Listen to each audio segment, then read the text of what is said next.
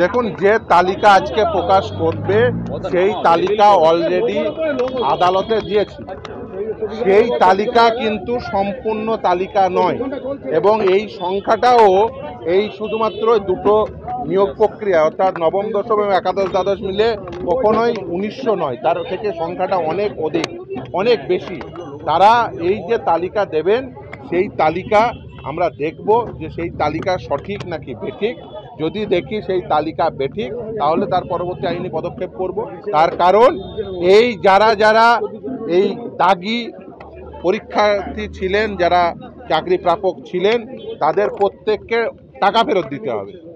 তাহলে যদি প্রত্যেকের কাছ থেকে, প্রতিটি দাগির কাছ থেকে টাকা ফেরত না নেন, তাহলে সুপ্রিম কোর্টের যে নির্দেশ সেই নির্দেশকে অমান্য করা হয়।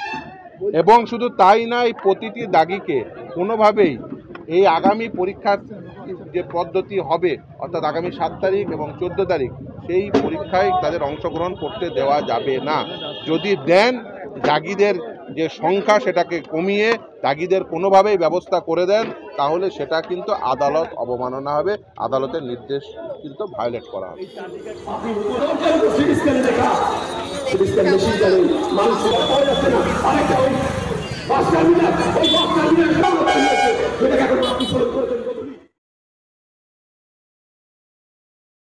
দেখুন, তালিকা যদি স্বচ্ছ হতো, যদি দুর্নীতি প্রথমে করেছে তারপরে যদি স্বচ্ছ তালিকা দিতে পারতো যে হ্যাঁ এরা দাগি আর বাকিরা অদাগি, তাহলে তো এই নিয়োগ প্রক্রিয়াটা বাতিলই হতো না। এই নিয়োগ প্রক্রিয়া কেন বাতিল হয়েছে? তার কারণ স্বচ্ছতার সঙ্গে ইভেন যে কাদের কাছ থেকে চুরি করেছি সেটাও অস্বচ্ছ।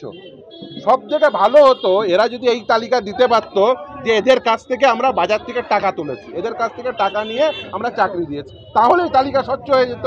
ইভেন এরা চুরি করার পরে কাদের কাছ থেকে চুরি করেছি এটাও স্বচ্ছতার সঙ্গে বলতে পারে না। মানে এরকম একটা অদক্ষ অকর্মণ্য আছে যে যাদের কাছ থেকে চুরি করেছে, যাদের বাড়ি থেকে চুরি করেছে, বলতে পারে না যে আমি অমকের কাছ থেকে চুরি করেছি, এদের কাছ থেকে টাকা নিয়ে আমরা চাকরি দিয়েছি। আগে ভাবুন, এসএসসি, যে এসএসসি মেরিট ওয়াইজ কারা সিলেক্টেড হবে সেই এসএসসি সেই লিস্ট প্রকাশ করতে, আর আজকে এসএসসিকে কি লিস্ট প্রকাশ করতে হবে যে কাদের কাছ থেকে তারা টাকা নিয়ে চুরি করে চাকরি দিয়েছে। এসএসসি তৈরি করা হয়েছিল বামফ্রন্ট আমলে কি এই কারণে যে তাদের চুরি করা বা চুরি করে চাকরি পাওয়া মানুষদের তালিকা প্রকাশ করতে হবে? দুর্ভাগ্যজনক, আজকে এসএসসিকে যাদের কাছ থেকে টাকা নিয়ে যাদেরকে বেআইনি পথে চাকরি পাইয়ে দিয়েছিলেন তাদের তালিকা বের করতে হচ্ছে, অত্যন্ত দুর্ভাগ্যজনক।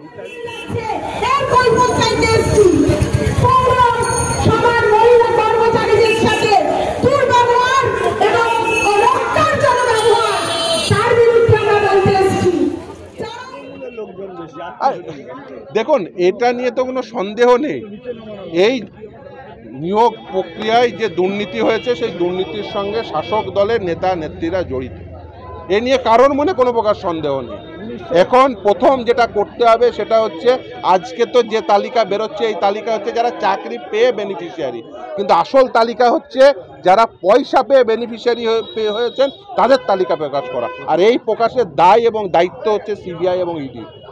আজকের চাকরি প্রাপকদের, যারা দাগি চাকরি প্রাপক তাদের তালিকা বের করছে এসএসসি, আর দাগি পয়সা প্রাপকদের তালিকা বের করতে হবে সিবিআই এবং ইডি।